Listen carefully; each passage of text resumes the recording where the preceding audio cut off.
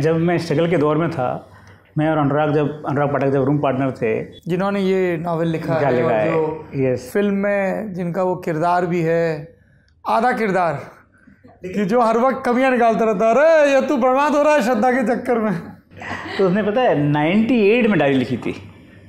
98 diary उसने अभी हम लोगों ने पढ़ी उसकी, जिसमें उसने लिखा था कि मुझे एक उपन्यास लिखना है मनोज पे। तब उसने लिखा था कि मैं ये लिखूंगा 98, सोचिए आप कितने साल पहले। तो ये खुशकिस्मती थी कि अनुराग पाठक जैसे दोस्त थे जिन्होंने सब लिखा। डायरियाँ लिखने की हमारी आदत थी जो लकीली काम आई। डायरियाँ अगर नहीं होती तो आदमी को याद ही नहीं रहता। अगर डायरी नहीं लिखे ना आप, तो आप अपना 10वीं याद कीजिए, 12वीं याद कीजिए, 4 दिन याद आते हैं आपको। लेकिन अगर आप लिख रहे हैं डायरी तो आपको सब याद रहता है, क्योंकि घटना छपी होती है वहाँ पर।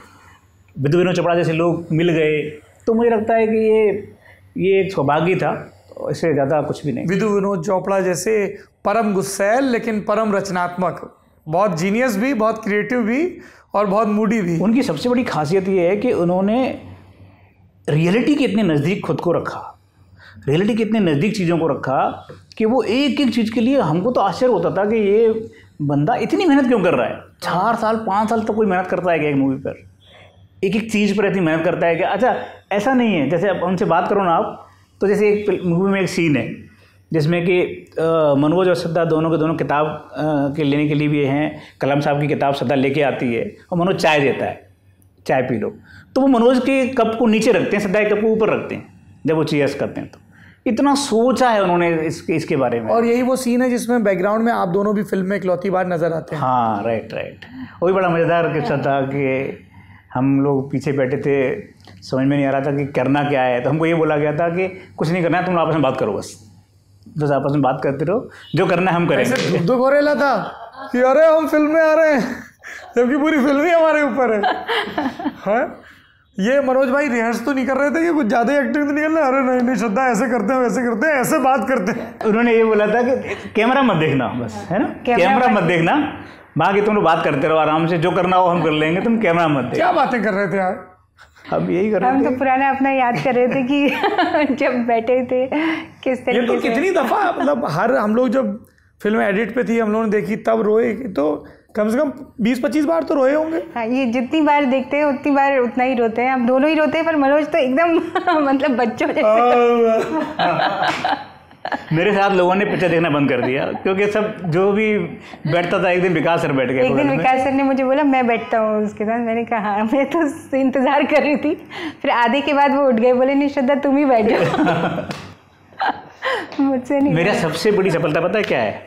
सबसे बड़ी सफलता मूवी के आने के कितने 5 महीने हो गए, 5-6 महीने, जितने मुझे पता नहीं कितने हो गए, 6 महीने तक मैं किसी भी इंटरव्यू में या किसी वार्तालाप में सोसाइटी समाज के सामने नहीं रोया। ये मेरी सबसे बड़ी सफलता है। अदरवाइज़ होता ये है कि जब भी वो बातें चलती हैं तो आप इमोशन हो जाते हैं, इमोशनल में आपके आंसू निकल जाते हैं। क्योंकि मैं इस बात में बहुत विश्वास रखता हूँ कि इंसान को बहुत ही सरल और सीधा होना चाहिए। इंसान को जब रोना आए रो लेना चाहिए, जब हंसना आए हंस लेना चाहिए, जब भूख लगे तो खाना खा लेना चाहिए, और जब प्यास लगे तो पानी पी लेना चाहिए। बहुत नौटंकियाँ नहीं करना चाहिए कि नहीं मैं तो ऐसा हूँ, मैं तो कभी रोता ही नहीं हूँ, मैं ऐसा ही करता नहीं हूँ। क्योंकि अपनी पूरी ज़िंदगी में 2 समस्याएं ऐसी हैं जिसमें हमारा कोई सॉल्यूशन कोई वो नहीं है। जैसे एक तो अगर आप बीमार हैं तो आपका कुछ नहीं कर सकते, आप भगवान ने बीमारी दी है, आपको लड़ना पड़ेगा।